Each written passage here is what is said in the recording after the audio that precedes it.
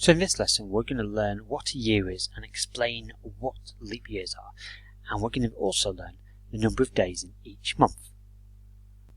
So open up our textbook, we can see that our first question is about our calendar, and we can see for question 1a we're being asked how many months are there in a year, and then secondly how many days are there in each month, and then for question 1b we're being asked how many days are in 1 year in total. So pause the video and I want you to give that a go. I want you to think how many months are there in 1 year, how many days are there in each month for question 1a, and then for question 1b I want you to try and find out how many days are in a year. So pause the video and come and join me when you're ready. So let's begin by looking at question 1a. How many months are there in a year? Well, if we look at our calendar, we can count those months nice and easily. From January to December, we have 12 months in a year.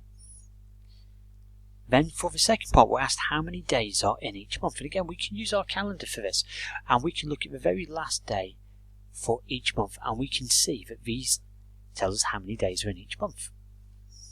However, we do have another pattern that we can use. We can use our knuckles to allow us to count. So if we clench our hands into two fists, and if we start on the far left, our left hand's little finger knuckle, we can see that's January.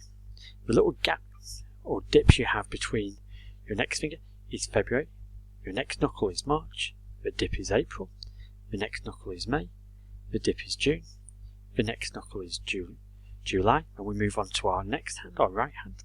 The knuckle is August, we dip for September, the knuckle is October, we dip for November, and the knuckle is then December.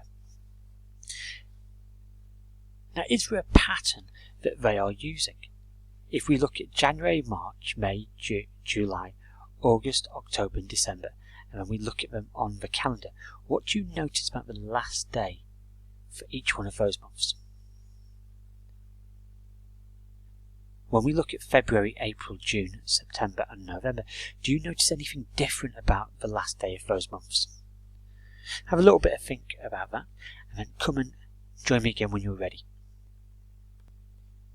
Indeed, for January, March, May, July, August, October and December, we can see that we've got 31 days in each of those months, whereas for February, April, June, September and November, we don't.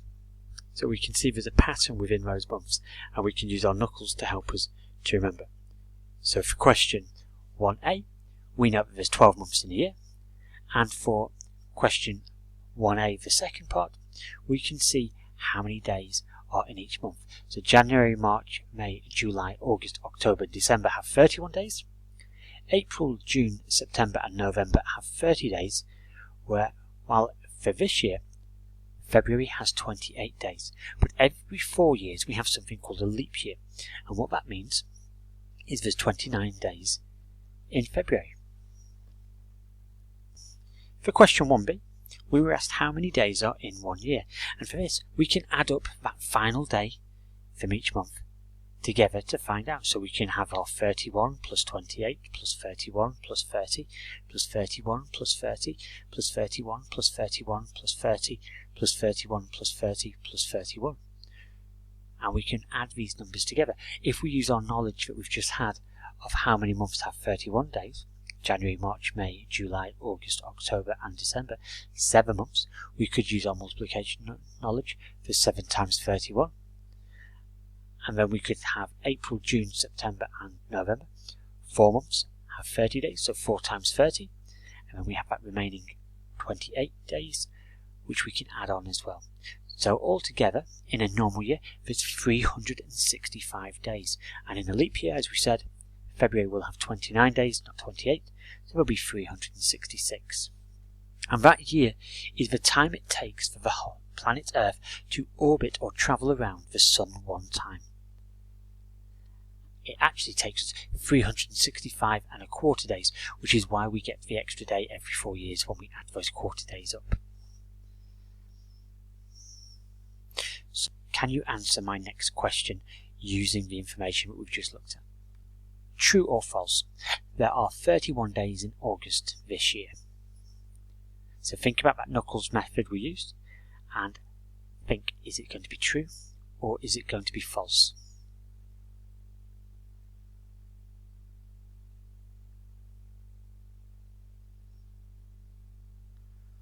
Well done, August does have 31 days. If we think about our knuckles, every time you say a month's name on a knuckle, we have 31 days. And when it's not on a knuckle, then it must be either 30 or for February 28. So for our next question, we've got, what is 1 week later than April the 14th? So in order to answer this question, I've firstly got to think, how many days are in 1 week? And then I'm going to count that many days forward from the 14th, so April the 15th being day 1. So I've added 1 extra day. So if we know that a week is 7 days, on this calendar we can work out what day it will be. So 15th is day 1, 16th is day 2, 17th is day 3, 18th is day 4, 19th is day 5, 20th is day 6, 21st is day 7. So 7 days after April the 14th is the 21st. We can also see on our calendar that 1 week after a Saturday will be a Saturday. Or alternatively, we can simply say if it's the 14th, 1 week later will be 7 days. So 14 add 7 gives me an answer of 21. So using that information, what date was 4 weeks before July the 30th? What date was 4 weeks before July the 30th? Now remember, how many days are there in 1 week? And then how are you going to count back that many days from 30? If we know that 1 week has so many days, and we're looking at 4 weeks, we're going to jump back 4 lots off that number. And here we've got a nice simple number line to show us how to do that.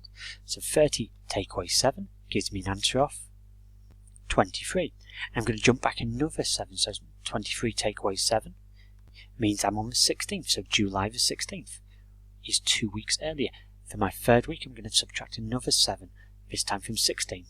And of course 16 take away 7 gives me an answer of 9. So to find out 4 weeks before July the 30th, I've jumped back 1 week, 2 weeks, 3 weeks, and now I'm going to jump 4 weeks, which means I'm going to take away another 7. And that tells me that 4 weeks before July the 30th was the 2nd of July.